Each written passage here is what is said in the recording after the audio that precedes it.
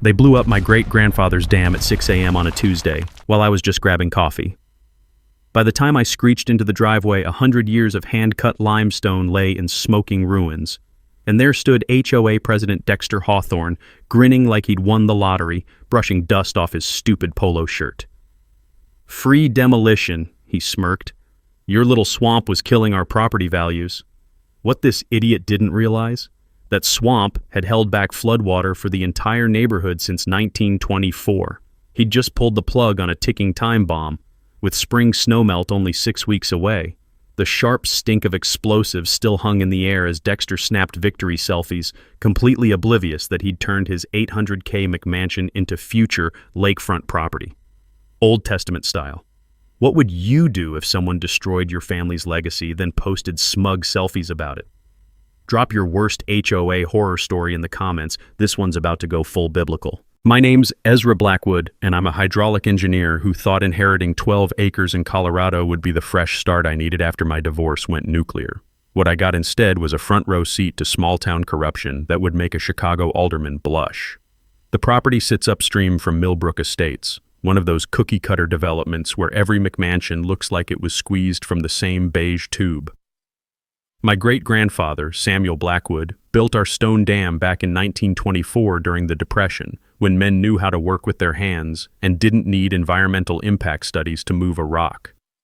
That dam created a 3-acre pond that's been the heart of our land for a century. Morning mist rises off the water like ghosts, and you can hear the gentle tumble of water over hand-cut limestone worn smooth as river stones. The smell of wet earth and cattails hits you at dawn, pure Rocky Mountain peace, mixed with the metallic taste of thin mountain air. I'd moved back to start a sustainable aquaculture business, raising trout and growing organic vegetables using the pond's natural irrigation. Simple plan: heal from my marriage disaster while honoring my grandfather's legacy and maybe making enough money to forget my ex-wife ever existed. Funny thing about fresh starts, they have a way of attracting fresh disasters. Enter Dexter Hawthorne. Picture a guy who drives a BMW X7 but calls it a Beamer, like he's still trying to impress high school girls. 52 years old, real estate developer, HOA president for 8 consecutive years, the kind of man who wears pressed khakis to neighborhood barbecues and thinks rustic charm translates to property value cancer. Dexter had big plans for Millbrook Estates, transforming our quiet valley into some upscale resort community with golf courses and spa facilities. My hillbilly fish pond, as he so eloquently put it, didn't fit his vision of manicured perfection where every blade of grass knew its place and stayed there. The attack came via certified letter on a Thursday morning, thick as a phone book and twice as threatening. Notice of unpaid assessments and immediate compliance demand. According to Dexter's legal dream team, I owed $12,000 in back HOA fees for community water management services. Services I'd never requested, never received, never agreed to pay for. Oh, and my dam? That was an unauthorized structure violating community standards. Remove it within 30 days or face $500 daily fines.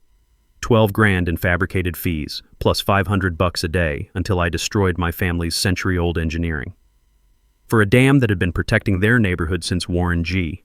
Harding was president. I called Dexter directly, thinking we could handle this like reasonable adults. "Listen," I said, "my family never joined your HOA. This property predates your community by 70 years. His laugh sounded like a garbage disposal grinding beer bottles. "Doesn't matter, Ezra. Water flows through our community, so you're using community resources. Pay what you owe or tear down that eyesore." The morning coffee in my mouth turned bitter as his real motivation crystallized. "Your little swamp is dragging down everyone's property values," he continued. "We've got standards here. Maybe you should consider selling to someone who understands what civilization looks like." The crunch of gravel under his BMW's tires as he drove away told me everything I needed to know. This wasn't about fees, regulations, or community standards. This was about power, and Dexter wanted my land for his development schemes. I hired a lawyer that afternoon and discovered something beautiful. My grandfather had specifically refused HOA membership when it formed in 1954, and the original property boundaries were legally ambiguous. County records showed conflicting surveys. We had a solid case. But Dexter wasn't interested in playing by legal rules. Within a week, county inspectors started appearing like biblical locusts, citing anonymous complaints about everything from fence heights to mailbox colors to the alleged sound of my morning coffee grinder disturbing the peace. Safety inspections designed to harass me into submission and bankruptcy through legal fees. He'd just made one critical miscalculation. You don't pick a bureaucratic fight with someone who designs water systems for a living, especially when you live downstream from his dam.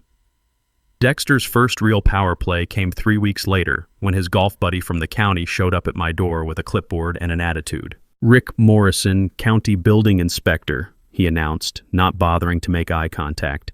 "Got reports your dam's structurally unsound. Need to do an emergency assessment." I watched this clown spend 20 minutes poking at century-old stonework with a screwdriver like he was checking a used car's rust spots.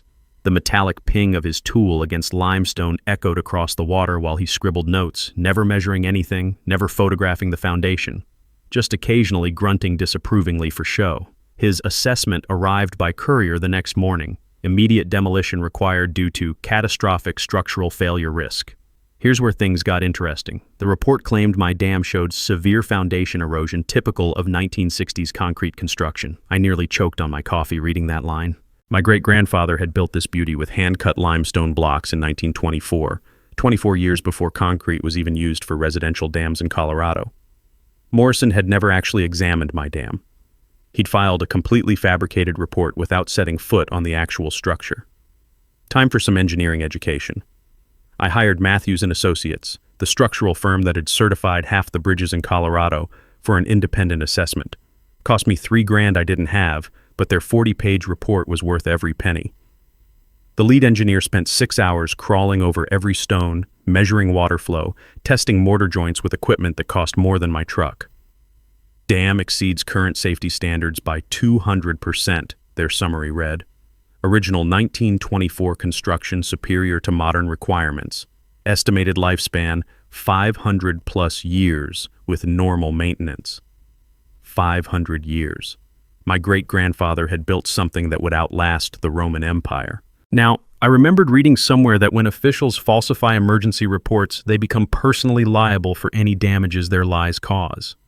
Morrison had just painted a giant legal target on his back, and I had the ammunition to hit it. I filed a formal complaint with the State Engineering Board, complete with photographic evidence showing Morrison's inspection never touched the actual foundation.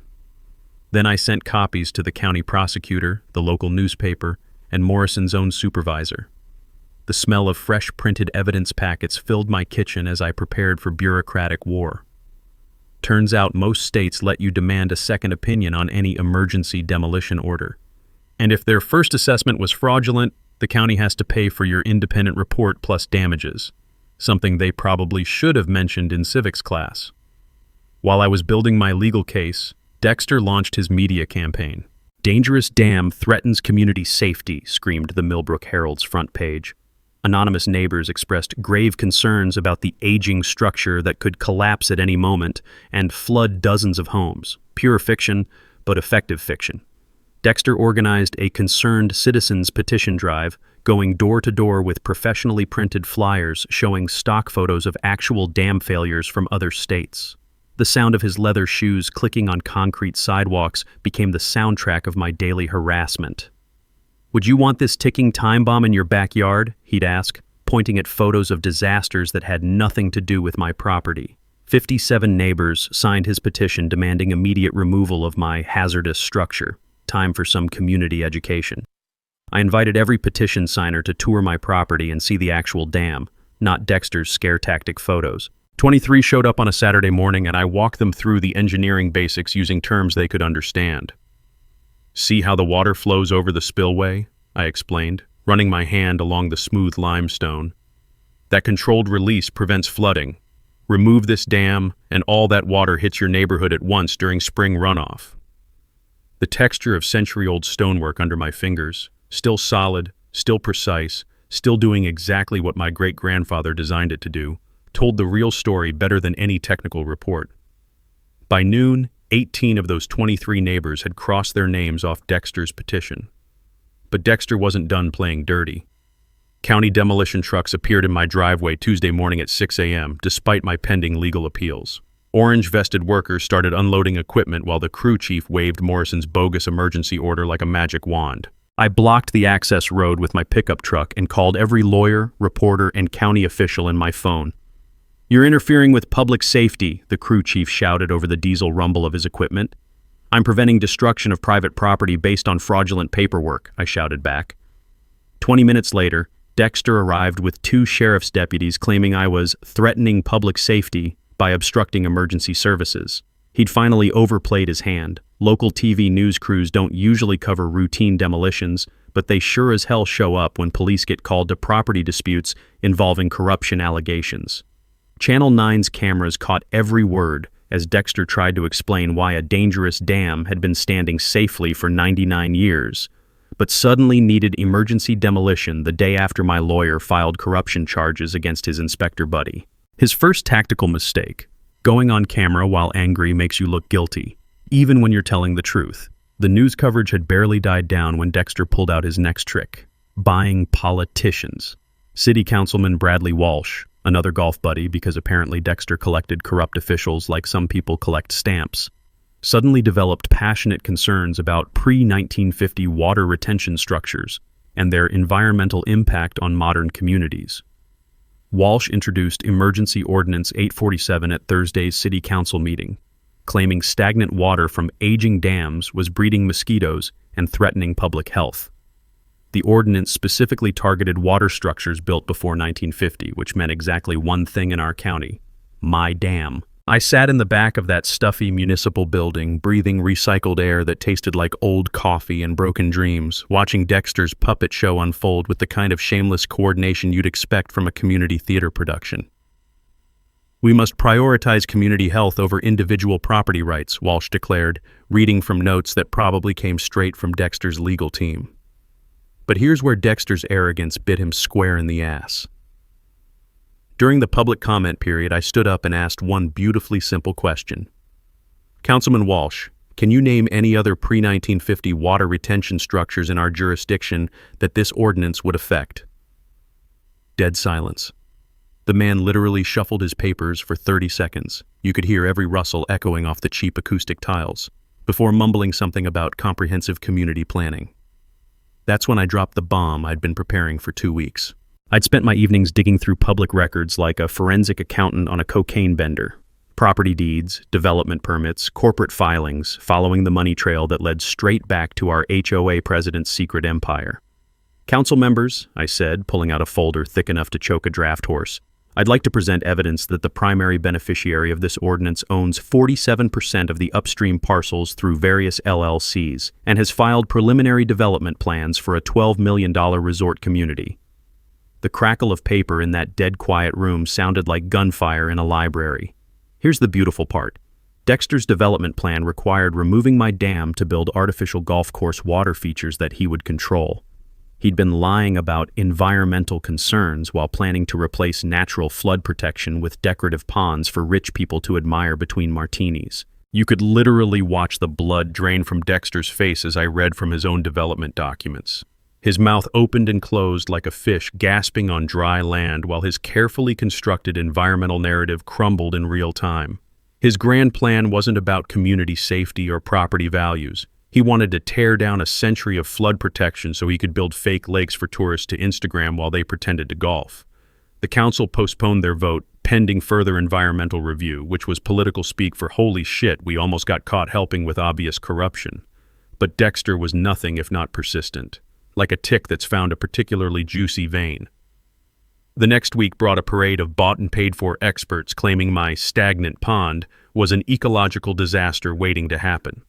A water quality specialist who'd never set foot on my property testified that my dam was creating anaerobic dead zones that killed fish. This was particularly hilarious since my pond supported a thriving trout population I'd been documenting for months. The taste of fresh-caught rainbow trout from my supposedly dead water made their testimony even more ridiculous. I countered by inviting the state environmental agency to conduct their own assessment.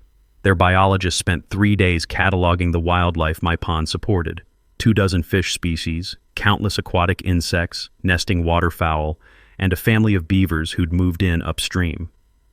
This is one of the healthiest freshwater ecosystems we've surveyed in the region, their report concluded. Removing this structure would constitute significant environmental damage. Suddenly, Dexter's environmental angle collapsed faster than his fake concern for community welfare. That's when the real dirty tricks started. Someone, and I think we can all guess who, filed anonymous complaints with the EPA claiming I was illegally diverting water from a protected watershed. Federal investigators don't mess around with environmental violations, so I spent 3 weeks documenting every drop of water that flowed through my property. The EPA inspector turned out to be a straight shooter who actually read the historical records I provided. Turns out my great-grandfather's 1924 permits were still valid, still legal, still protected under grandfather clauses that Dexter's expensive lawyers had apparently never heard of. Mr. Blackwood, the inspector told me while standing on my dam listening to the gentle splash of water over limestone, your family has maintained this water system exactly as permitted for nearly a century. Anyone trying to force its removal without federal approval would be violating the Clean Water Act. I'd learned from a civil engineer buddy that when someone tries to force you to violate existing environmental permits, you can sue them for federal law violations. The penalties run about $50,000 per day, which would make even Dexter's development budget break out in a cold sweat. Meanwhile, the harassment campaign intensified. Private investigators started following me to the grocery store. My mailbox got accidentally destroyed by the snowplow 3 times in 2 weeks. Someone kept reporting my truck as abandoned whenever I parked in town for longer than an hour. But Dexter had made one critical mistake. He'd underestimated how much his own neighbors were starting to hate him. The HOA's next monthly meeting turned into an open revolt when homeowners started asking uncomfortable questions about where their dues had been going. Turns out, when you piss off engineers and accountants, they start auditing your books with the thoroughness of IRS agents. Explain this $18,000 payment to Hawthorne Consulting, demanded Janet Morrison, no relation to the corrupt inspector. That's your own company, Dexter. The meeting dissolved into chaos as 3 years of financial irregularities came tumbling out like dirty laundry from a broken washing machine. Dexter fled before the vote of no confidence, but not before someone recorded him screaming that ungrateful neighbors didn't deserve his leadership. His second tactical mistake: never insult people who pay your salary, especially when they're already suspicious of your expense account and have started taking notes. The HOA revolt should have been Dexter's wake-up call to back down gracefully. Instead, he decided to go nuclear, because apparently when you're already digging yourself into a hole, the logical next step is dynamite. 2 days after fleeing his own board meeting like a teenager caught with Dad's car, Dexter filed papers claiming eminent domain authority to seize my dam property for public safety. According to his emergency petition, the HOA had inherent water management jurisdiction that superseded individual property rights. The legal paperwork looked official enough to fool a casual observer, complete with forged county seals and backdated environmental assessments. Dexter had rushed this through during the July 4th weekend when most officials were at barbecues instead of their offices, probably assuming nobody would notice until it was too late. I was grilling burgers on my back deck, enjoying the smell of charcoal smoke mixing with mountain air and the eternal sound of water tumbling over limestone, when my lawyer called with the bad news. They've scheduled an emergency city council vote for tomorrow morning, she said, 9 a.m. while most people are still in holiday food comas. But while Dexter was busy forging documents and bribing officials, I'd been doing some forensic accounting that would make the FBI proud. 3 years of HOA financial records had revealed something beautiful. Dexter had been embezzling community funds to finance his development scheme, using legal consulting fees and emergency maintenance contracts to pay his own companies nearly $180,000. The evidence was gorgeous in its simplicity. Inflated landscaping contracts to his brother-in-law's company that charged $300 per hour to mow grass that volunteers had already cut for free.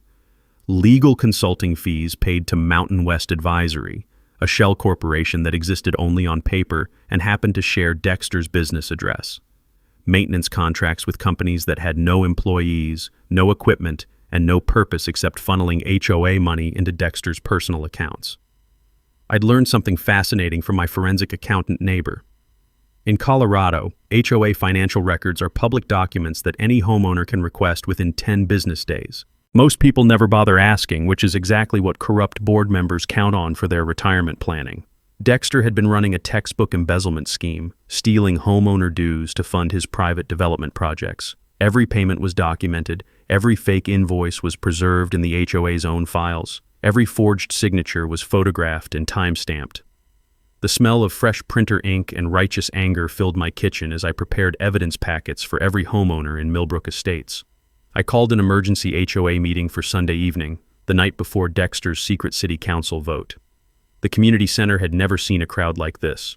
150 angry homeowners demanding answers about their missing money and their rogue president's latest power grab. "Ladies and gentlemen," I said, standing at the front of that packed room while the taste of impending justice filled my mouth, "I have 3 years of financial records showing exactly where your HOA dues have been going." The sound of rustling paper filled the silence as people opened their evidence packets. You could literally watch the realization dawn on their faces. Their community fund hadn't been funding community improvements. It had been funding Dexter's personal real estate empire. "This $15,000 payment to Hawthorne Landscaping," I continued, pointing to a highlighted invoice. "That's Dexter's brother-in-law's company. They charged you $300 per hour to mow grass that volunteers had already cut for free." Gasps turned to angry murmurs as the crowd discovered payment after payment to Dexter-connected companies. This $25,000 emergency legal consulting fee went to Mountain West Advisory, a company that exists only at Dexter's business address and has never provided any legal services to this community. By the time I finished presenting 18 months of systematic theft, the crowd was ready for blood. Janet Morrison stood up and formally moved to remove Dexter from all HOA positions, freeze all financial accounts, and file criminal charges for embezzlement. The vote was unanimous, 150-0. Even Dexter's former allies had abandoned ship once they saw their own money being stolen. But Dexter wasn't done fighting dirty. Apparently, when you're already facing embezzlement charges, what's a little illegal demolition between friends? Monday morning's city council meeting turned into a 3-ring circus when Dexter arrived with his lawyer, claiming the HOA vote was illegitimate and demanding the eminent domain seizure proceed as planned. He'd apparently convinced himself that brazening it out was still possible, like a poker player doubling down with a pair of twos. "The safety of our community cannot be held hostage by one man's refusal to accept reasonable regulations," he declared, still playing the public safety card while completely ignoring that his own neighbors had just fired him for theft. That's when I played my ace card. "Council members," I said, standing up from the gallery with a folder full of evidence, "I'd like the record to reflect that the person requesting this eminent domain action has just been removed from office for embezzling community funds and is currently under criminal investigation for fraud." I handed the city clerk a copy of Sunday night's HOA resolution, along with financial evidence showing $180,000 in documented theft. "Furthermore," I continued, "the legal authority, Mr. Hawthorne claims to represent the Millbrook Estates HOA, has formally voted to oppose this seizure and support preservation of the dam."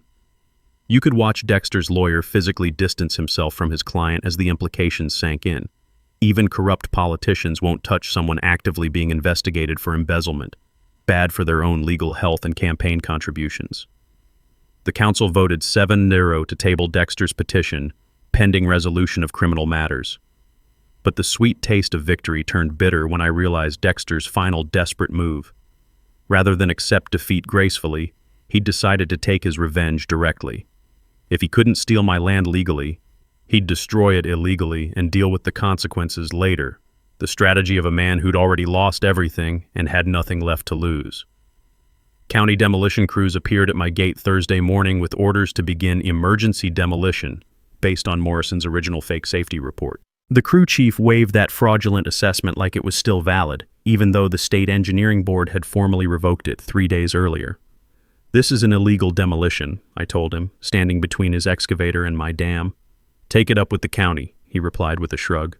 "I got orders to remove a dangerous structure." The rumble of diesel engines filled the morning air as 20 tons of demolition equipment prepared to erase a century of my family's engineering.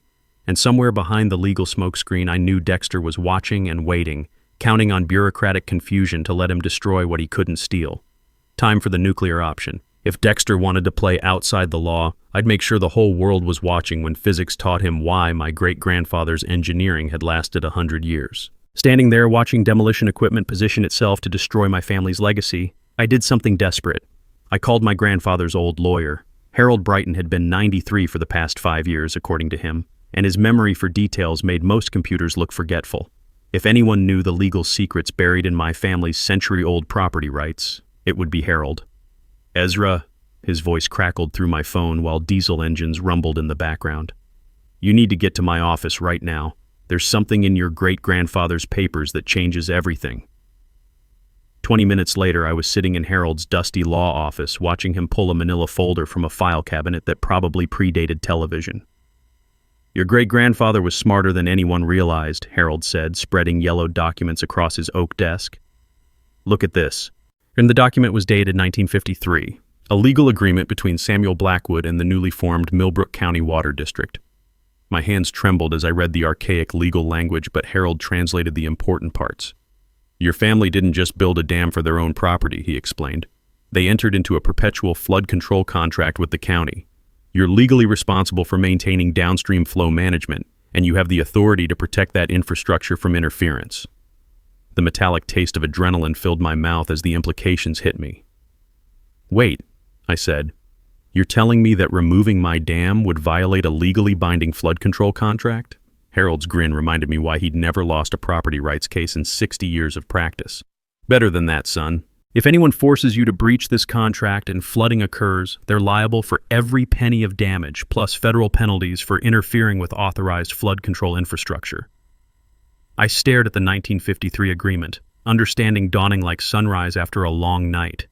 My great-grandfather hadn't just built a dam to create a pond. He'd engineered a flood control system and gotten the county to legally recognize his family as responsible for protecting everyone downstream. "Harold," I said slowly, "what happens if someone destroys authorized flood control infrastructure right before spring snowmelt season?" His laugh sounded like autumn leaves rustling. "Well, that would be criminally negligent destruction of public safety infrastructure. Federal charges, personal liability, and enough legal exposure to bankrupt a small country." The sound of heavy machinery positioning outside my property took on a completely different meaning. Dexter wasn't just destroying my family's dam. He was about to commit a federal crime that would make him personally responsible for protecting every house in his neighborhood. I pulled out my phone and started recording. "Harold, I need you to explain this flood control contract on camera, because I think we're about to witness the most expensive mistake in Colorado legal history." Harold straightened his tie and looked directly into my phone's camera. "The 1953 Millbrook Flood Control Compact makes the Blackwood family responsible for maintaining water flow management for the entire downstream watershed. Any interference with this authorized infrastructure constitutes a federal violation of public safety protocols." Outside, I could hear the demolition crew setting charges. "Furthermore," Harold continued, "spring snowmelt season traditionally produces the highest water volumes of the year. Destroying flood control infrastructure during peak flood season would constitute gross negligence under both state and federal law." I checked the weather forecast on my phone. The National Weather Service was predicting the largest spring snowmelt in a decade, starting in less than 6 weeks. Colorado's snowpack was 140% above normal after a brutal winter, and the warming trend was accelerating. "Harold," I said, pieces clicking into place, "Dexter's neighborhood sits in the original floodplain, doesn't it? Son, without your family's dam, that entire development would flood annually. Has been flooding for thousands of years. That's why your great-grandfather built the dam in the first place." The crunch of boots on gravel announced the demolition foreman approaching my house. Through the window, I could see him checking his watch and signaling his crew. I had maybe 10 minutes before they started blasting. "Harold, can you get an emergency injunction based on this flood control contract?" "Already calling the judge," he said, reaching for his ancient rotary phone. "But son, even if we stop them today, they'll be back tomorrow with different paperwork. You need to make this public. Let everyone know what's really at stake." That's when the brilliant, terrible idea hit me. What if I didn't stop the demolition? What if I let Dexter destroy the dam, documented everything for legal liability, and then watched physics teach him why flood control engineering isn't optional? the smell of explosive charges being positioned outside mixed with the musty scent of old legal documents as I made the hardest decision of my life. I could save my neighbors from flooding, or I could let them learn the hard way that some infrastructure exists for reasons bigger than property values and community aesthetics. Either way, Dexter had just made himself personally responsible for protecting every house downstream from his own stupidity. Harold's emergency injunction bought me 48 hours, but I knew Dexter would find a way around it. Time to get serious about documentation and disaster preparation. My first call went to Dr. Sarah Martinez at Colorado State's Hydrology Department. Professor Martinez, this is Ezra Blackwood. I need a favor that's going to sound insane, but I promise it's legitimate. Try me, she said.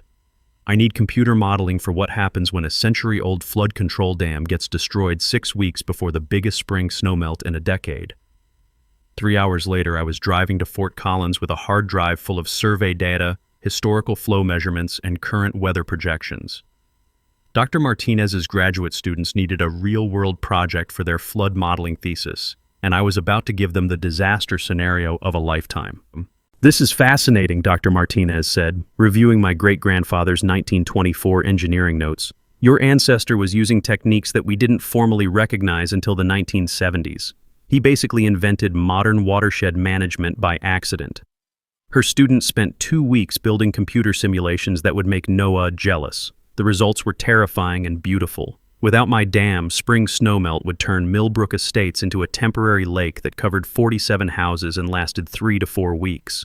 Mr. Blackwood, Dr. Martinez said, showing me color-coded flood maps, this isn't just flooding. This is a relocation event. Some of these houses would be underwater for a month.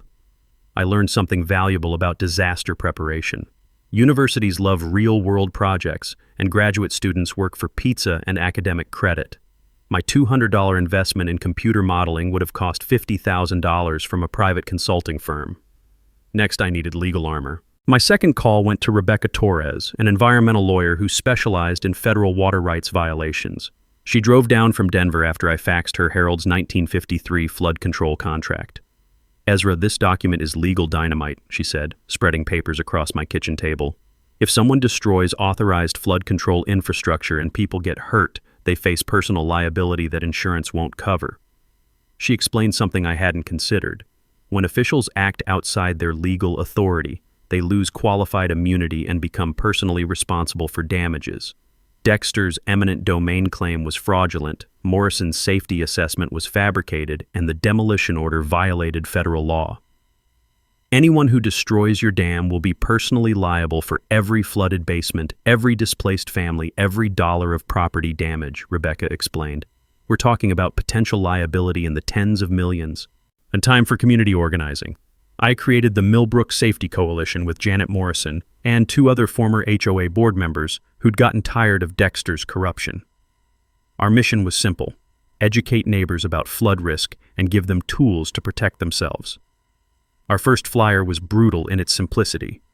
Your house will flood, a scientific analysis of spring snowmelt without dam protection. We included Dr. Martinez's flood map showing exactly which addresses would be underwater and for how long. The smell of fresh printed disaster maps filled my garage as we prepared for the biggest door-to-door education campaign in Millbrook's history. Going house to house taught me something about human psychology. Most people ignore disaster warnings until you show them their specific address on a flood map.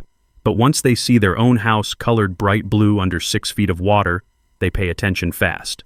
Mrs. Patterson, I said, showing her the computer simulation, your house sits in what used to be the creek's natural overflow channel. Without the dam, you'll have 3 feet of water in your living room for about 2 weeks. She stared at the map like it was a cancer diagnosis. What can I do? She asked. Help us organize a town hall meeting where everyone can see the science, hear the legal implications, and decide whether Dexter's development project is worth losing your house. I learned that emergency management officials love having local experts who understand their territory. Fire Chief Rodriguez had been worried about spring flooding for months, but didn't have the engineering background to quantify the risk. Ezra, can you set up a flood monitoring system? He asked. If this dam gets destroyed, we'll need early warning for evacuation. I spent a weekend installing water level sensors throughout the creek system, connected to a text alert network that could warn every downstream resident when flooding started. The hardware cost $800 and could save millions in property damage. For the legal strategy, Rebecca helped me prepare criminal referral packages for state and federal prosecutors. Every fraudulent document, every illegal payment, every violation of environmental law, all organized into prosecutable cases with evidence that would make prosecutors salivate. The beauty of white-collar crime, Rebecca explained, is that criminals always create their own evidence. Dexter's been documenting his own corruption for 3 years. My media strategy was simple: make the story too big for local officials to ignore. I contacted Sarah Brighton, an investigative reporter from Denver who specialized in government corruption stories. "Sarah, I've got a story about HOA corruption, environmental crime, and an impending flood disaster that could displace dozens of families." She drove down the next day with a camera crew, but my secret weapon was physics itself. I didn't need to destroy Dexter, I just needed to let him destroy himself while the whole world watched. Spring snowmelt doesn't care about politics, corruption, or property values. Water follows gravity, period. The trap was simple: document everything, warn everyone, prepare for disaster, and let Dexter face the consequences of fighting a century of engineering with a clipboard and an attitude. By the time I finished my preparations, I had legal documentation that would put Dexter in federal prison, scientific evidence that would make him liable for millions in flood damage, and community support that would make him a pariah in his own neighborhood. All I had to do was let him demolish my dam and watch physics send him the bill. Dexter's response to the injunction was predictably desperate. He decided to destroy the evidence before anyone could use it against him. I discovered this when Janet Morrison called me at midnight, whispering like she was reporting a burglary in progress. "Ezra, Dexter's at the HOA office right now with a paper shredder and 3 boxes of financial records." I threw on clothes and drove to the community center, where I found Dexter's BMW parked under a broken streetlight like he was conducting a drug deal. The sound of an industrial shredder echoed through the building's thin walls. Smart criminals destroy evidence quietly. Desperate criminals make noise and leave witnesses. I started recording on my phone and called the police non-emergency line. "This is Ezra Blackwood reporting destruction of evidence in an ongoing criminal investigation," I said, loud enough for my voice to carry across the parking lot. 20 minutes later, Deputy Maria Santos arrived to find Dexter standing in a mountain of shredded HOA financial records, claiming he was updating filing systems. "At midnight?" Deputy Santos asked, shining her flashlight on the evidence confetti. "Community business doesn't follow business hours," Dexter replied, sweat beading on his forehead despite the cool evening air. What Dexter didn't know was that Rebecca Torres had already subpoenaed the HOA's bank records directly from the credit union. His frantic shredding party was destroying copies while the originals sat safely in a federal prosecutor's office. The next morning brought Dexter's most pathetic power play yet. He tried to have my property condemned for public health violations. County Health Inspector Linda Walsh, apparently Dexter collected corrupt officials from the same family tree, arrived with complaints about standing water breeding mosquitoes and unsanitary conditions threatening community health. I watched her spend 5 minutes pretending to inspect my crystal-clear pond before declaring it a public health hazard requiring immediate remediation. Her report claimed my pond contained dangerous bacteria levels and toxic algae blooms, based on water samples she'd never taken from a location she'd barely examined. The irony was delicious. My pond was cleaner than most municipal water supplies, thanks to the natural filtration system my great-grandfather had engineered with limestone and native aquatic plants. Time for some scientific embarrassment. I called Dr. Rodriguez from the State Environmental Lab and invited him to conduct an independent water quality assessment. He arrived the next day with equipment that cost more than Dexter's BMW and the kind of thoroughness that makes fake reports look like crayon drawings. "Mr. Blackwood," Dr. Rodriguez announced after 6 hours of testing, "this is some of the cleanest fresh water I've analyzed in Colorado. Your pond supports a textbook example of healthy aquatic ecosystem balance." His 20-page report systematically destroyed every claim in Linda Walsh's fabricated assessment. Where she claimed dangerous bacteria, he found beneficial microorganisms. Where she saw toxic algae, he documented native aquatic plants that improved water quality. But Dexter's desperation was escalating beyond bureaucratic corruption into outright sabotage. Someone, and security cameras would later confirm it was Dexter's brother-in-law, attempted to vandalize my flood monitoring equipment with a baseball bat and what appeared to be misdirected anger at technology in general.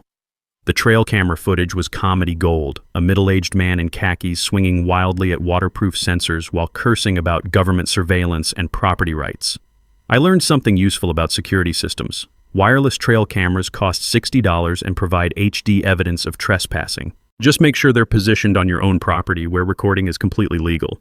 Meanwhile, my community education campaign was working better than expected. The smell of fear and fresh-baked cookies filled every town hall meeting as neighbors realized their houses sat in a natural flood zone that had been protected for 99 years.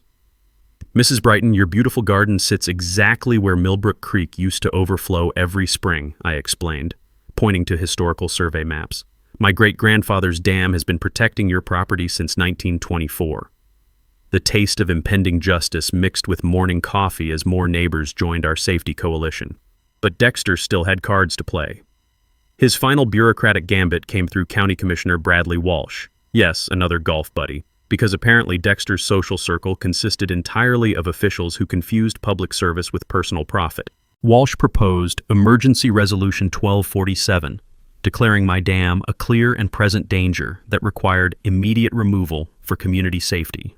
The resolution included language about emergency powers during natural disaster preparation.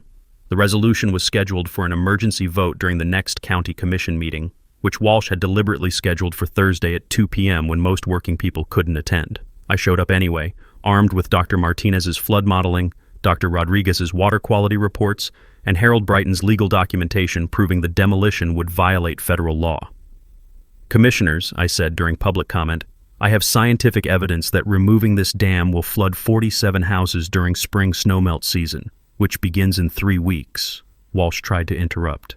Mr. Blackwood, we appreciate your concerns, but Commissioner Walsh, I continued, I also have documentation showing that anyone who authorizes this demolition will be personally liable for millions of dollars in flood damage, plus federal penalties for destroying authorized infrastructure. You could watch the other commissioners physically distance themselves from Walsh as they realized he'd been setting them up for massive legal liability. The resolution failed 4-1, with Walsh as the only supporter of his own proposal. But Dexter had one last desperate card. If he couldn't destroy my dam legally, he'd do it illegally and claim it was an accident. County demolition equipment appeared at my property Friday morning with orders to begin emergency stabilization work on my structurally compromised dam. The crew chief claimed they were making emergency repairs to prevent catastrophic failure, emergency repairs that involved setting explosive charges. The sound of diesel engines and the smell of blasting powder told me that Dexter had finally abandoned any pretense of legality. He was going to destroy my dam and deal with the consequences later, probably betting that flood damage would distract from his criminal liability. Time to let physics be the judge. The emergency stabilization crew arrived at dawn with enough explosives to level a city block, which seemed excessive for routine maintenance on a 99-year-old dam that had never needed major repairs. I stood in my driveway sipping coffee that tasted like bitter irony, watching them position shaped charges with the kind of precision you'd use to demolish a building, not stabilize it. Morning, gentlemen, I called to the crew chief. Funny kind of stabilization work you're doing there. He avoided eye contact like a teenager caught shoplifting. Orders are orders, sir. County says this structure needs immediate attention. What they didn't know was that I'd spent the previous night installing additional flood monitoring equipment throughout the neighborhood, not to prevent the disaster, but to document it in real time for the lawsuit that would follow. Every house in the potential flood zone now had water sensors in their basements, motion-activated cameras in their yards, and automatic text alerts that would trigger the moment water levels started rising. When Dexter's demolition caused flooding, I'd have minute-by-minute documentation of the damage. My phone buzzed with a text from Harold Brighton. Federal judge granted emergency stay, demolition illegal until Monday hearing. I walked over to the crew chief and handed him the court order. Gentlemen, you'll want to read this before you accidentally commit a federal crime. His face went white as he realized they'd been about to violate a federal court injunction. The crew packed up faster than teenagers fleeing a house party when parents come home early. But Dexter wasn't done fighting dirty. That afternoon, I discovered someone had filed anonymous complaints with every regulatory agency in Colorado, claiming my dam violated environmental laws, safety regulations, zoning ordinances, and probably the Geneva Convention.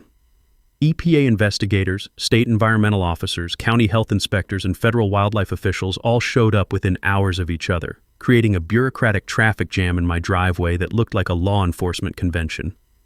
The irony was beautiful. Every investigation vindicated my dam while revealing more evidence of Dexter's corruption.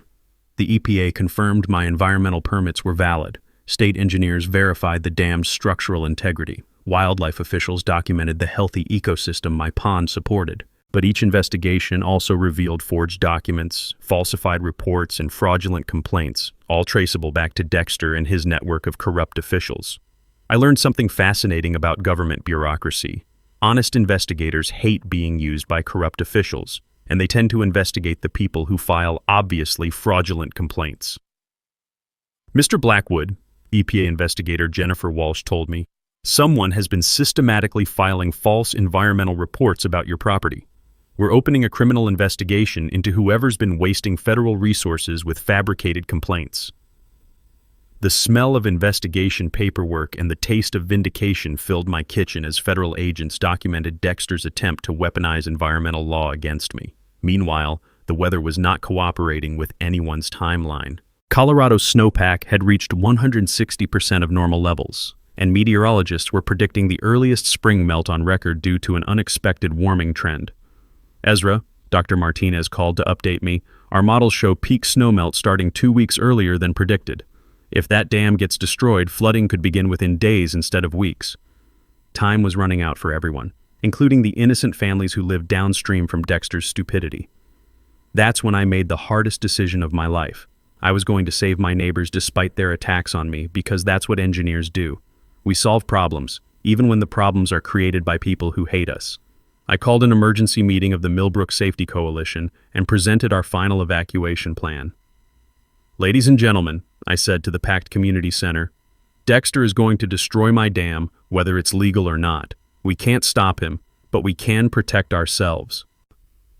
The room fell silent, except for the sound of people breathing and the distant rumble of snowmelt already beginning in the mountains. I've prepared evacuation routes, temporary housing arrangements, and insurance documentation guides for every family in the flood zone. When my dam gets destroyed, you'll have 4 to 6 hours before the worst flooding hits. Janet Morrison stood up. Ezra, why are you helping us after everything we put you through?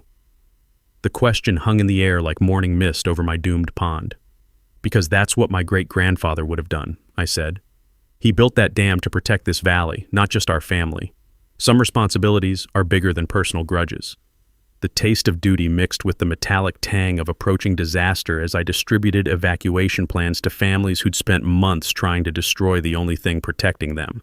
But Dexter had one final desperate move. If he couldn't destroy my dam through legal channels, he'd make it look like an accident caused by natural structural failure. Sunday night, motion sensors triggered alerts showing figures moving around my dam in the darkness. Trail camera footage revealed Dexter's brother-in-law and 2 other men attempting to weaken the dam's foundation with sledgehammers and what appeared to be misplaced enthusiasm for amateur demolition. The sound of metal on stone echoed across the water as they tried to create natural weak points that would cause catastrophic failure during spring flooding. I called 911 and sheriff's deputies arrived to find 3 middle-aged men standing knee-deep in freezing creek water, holding sledgehammers and looking like they'd been caught robbing a bank. Officers, we were just checking for structural damage, Dexter's brother-in-law explained, somehow managing to sound guilty even when telling the truth about what they were doing. The deputies arrested all 3 for criminal trespassing and vandalism, but the damage was done. They'd weakened critical support points just enough to ensure the dam would fail during peak snowmelt. Monday morning's court hearing became irrelevant when my structural engineer confirmed that weekend sabotage had created genuine safety concerns. The dam was now actually dangerous, not because of age or design flaws, but because of deliberate sabotage. Your Honor, I told federal judge Patricia Morrison, the defendants have created the very safety hazard they claimed to be preventing. My dam is now genuinely unstable due to criminal sabotage. Judge Morrison's ruling was swift and brutal. Emergency demolition would proceed under federal supervision to prevent catastrophic failure that could kill people downstream. Dexter had finally gotten his wish, but at the cost of criminal charges, federal investigation, and personal liability for everything that happened next. The irony was perfect. In his desperation to destroy my dam, he'd made its destruction inevitable while ensuring maximum legal consequences for himself.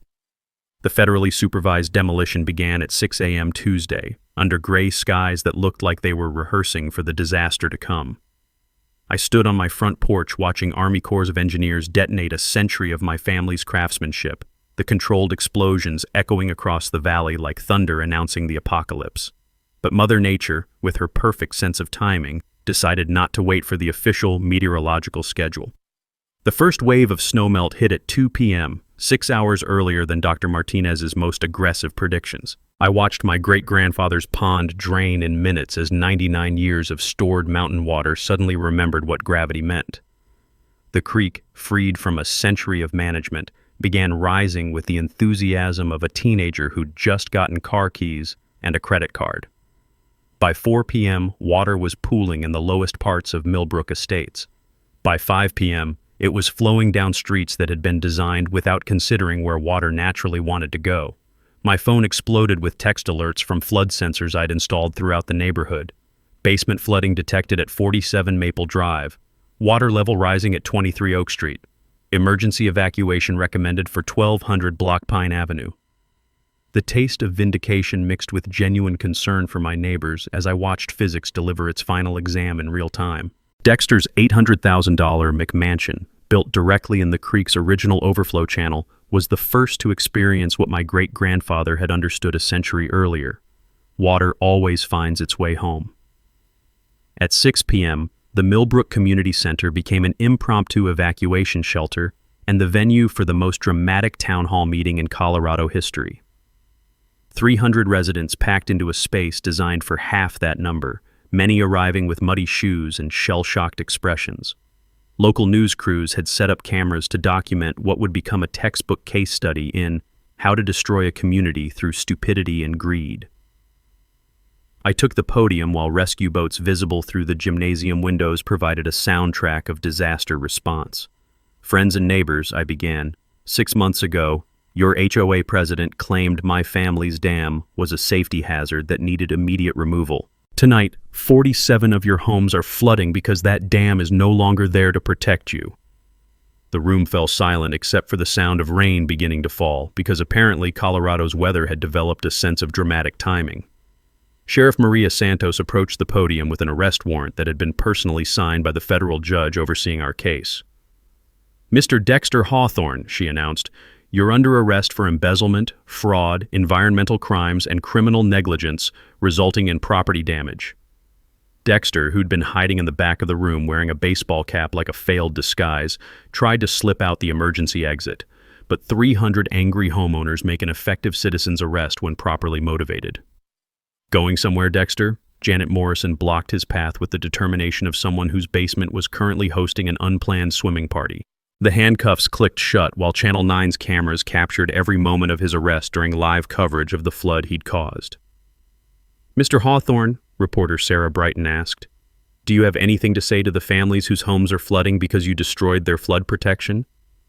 Dexter's response will probably be remembered in journalism textbooks. "This isn't my fault. Nobody could have predicted this." I held up my phone and played the recording of Dexter dismissing flood concerns as fear-mongering during his morning press conference 6 hours earlier. "Mr. Hawthorne, 3 different engineering reports warned you this flooding would happen. You chose to ignore science because it conflicted with your profit margins. Your ignorance doesn't qualify as a natural disaster." The crowd erupted in applause while Dexter was led away in handcuffs, his pressed khakis now muddy from wading through the same floodwater that was claiming his mansion. But the evening's justice wasn't finished. Federal prosecutor Janet Walsh, apparently not all the Walshes in Colorado were corrupt, arrived with criminal charges that read like a corruption enthusiast's greatest hits: embezzlement, fraud, bribery, environmental crimes, criminal negligence, and violation of federal flood control laws. "Ladies and gentlemen," she announced, "Mr. Hawthorne's criminal enterprise has been under federal investigation for 6 months. His destruction of authorized flood control infrastructure was the final evidence we needed for federal prosecution." State Attorney General Rebecca Martinez followed with civil charges that would make Dexter personally liable for every dollar of flood damage, an amount that insurance investigators were already estimating at over $8 million. Mr. Hawthorne will be financially responsible for repairing every flooded home, replacing every damaged possession, and compensating every displaced family, she announced while water continued rising outside. The crowd's cheers mixed with the sound of rescue boats and emergency sirens, creating Colorado's most expensive lesson in why you don't ignore engineers. As if the universe wanted to add punctuation to the evening's justice, County Inspector Rick Morrison arrived in handcuffs, arrested for filing fraudulent safety reports and accepting bribes. Turns out, Sheriff Santos announced, when you fabricate government documents, the FBI takes that personally. The final touch came when Dr. Martinez presented the Army Corps of Engineers with plans for rebuilding my dam to modern federal flood control standards, funded by federal disaster relief grants and Dexter's personal bankruptcy settlement. The new dam will protect this community for the next 500 years, she announced, assuming future HOA presidents remember that physics doesn't negotiate with property values. Environmental lawyer Rebecca Torres had one final surprise: federal charges against everyone who'd participated in the conspiracy to destroy authorized infrastructure. 3 county commissioners, 2 inspectors, 1 city councilman, and Dexter's brother-in-law all faced federal prosecution for their roles in what would become known as the Millbrook disaster. As rescue boats continued evacuating families from the neighborhood that had spent months trying to destroy their only protection, I realized that sometimes justice arrives exactly when you need it most, delivered by the same natural forces that corrupt officials think they can ignore. The sweet taste of vindication mixed with mountain rain as I watched a century of engineering wisdom prove itself one final time, even in destruction. 6 months later, Millbrook Estates looked like a completely different place. And not just because half the McMansions had been replaced with flood-resistant architecture that actually respected where water wanted to go. The flood damage totaled $8.2 million across 47 homes, every penny of which came out of Dexter's personal assets, various insurance policies, and a federal disaster relief fund specifically created for corruption-induced natural disasters. Turns out the government has a budget category for every kind of stupidity, including man-made flooding caused by destroying century-old infrastructure. Dexter himself was experiencing the federal justice system's hospitality at a minimum security facility in Kansas, serving 18 months for embezzlement plus 5 years for criminal negligence resulting in property damage. His sentence included $1.2 million in restitution payments and a lifetime ban from serving on any HOA board in America. Apparently, when you steal community funds to destroy flood protection, federal judges lose their sense of humor about property rights activism. The new dam was a thing of beauty, engineered to modern Army Corps standards, but built with limestone quarried from the same Colorado mountains my great-grandfather had used. Federal flood control grants covered the $2.4 million construction cost, turning my family's legacy into a federally protected historic landmark that would control flooding for the next 5 centuries. My sustainable farming business was thriving with community support that felt like redemption mixed with the smell of fresh-cut hay and the sound of water flowing over precisely engineered spillways. The 3-acre pond was teeming with trout that people actually paid to catch now, and my organic vegetable operation supplied half the restaurants in town. But the real healing came through community rebuilding. The reformed Millbrook Estates HOA, now led by Janet Morrison with transparency requirements that would make the Securities and Exchange Commission proud, voted unanimously to establish the Blackwood Flood Safety Scholarship for engineering students studying watershed management.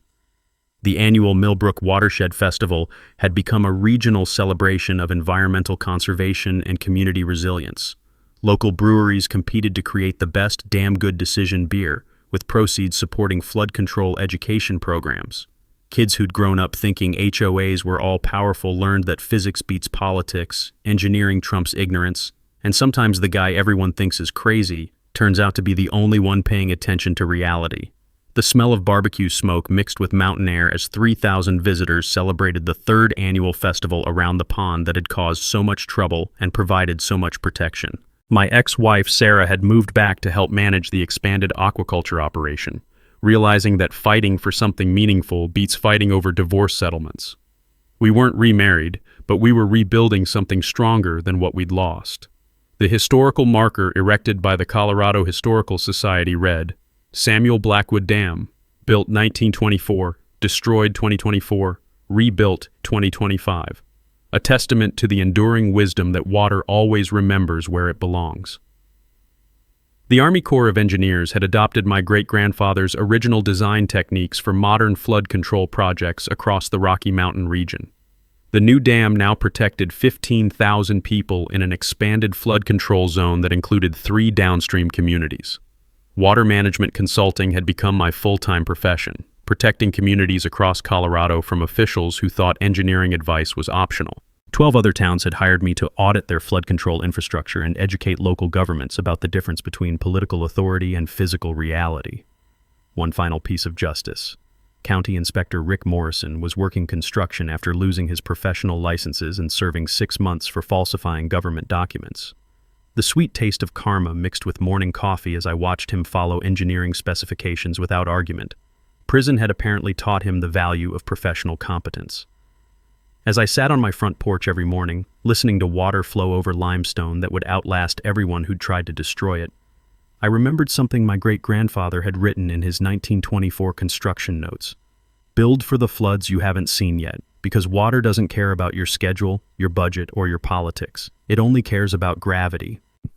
Some wisdom transcends generations, especially when it's carved in stone and tested by time. Remember, corrupt officials count on public ignorance to enable their schemes. One person armed with facts, a video camera, and enough stubborn determination can protect an entire community from institutional stupidity. Hit subscribe and ring that notification bell because corrupt officials are everywhere and the best way to fight them is by sharing their stories until they can't hide anymore. And drop your worst HOA power trip story in the comments below. I read every single one, and the most outrageous stories become future episodes. Because sometimes the best revenge isn't getting even, it's preventing the next disaster by making sure everyone knows how the last one happened. Thanks for hanging out with us on HOA Stories, where the HOA Karens meet their match. If this story had you cheering or cringing, go ahead and like the video, drop a comment with your reaction, and hit subscribe so you're ready for the next wild HOA tale.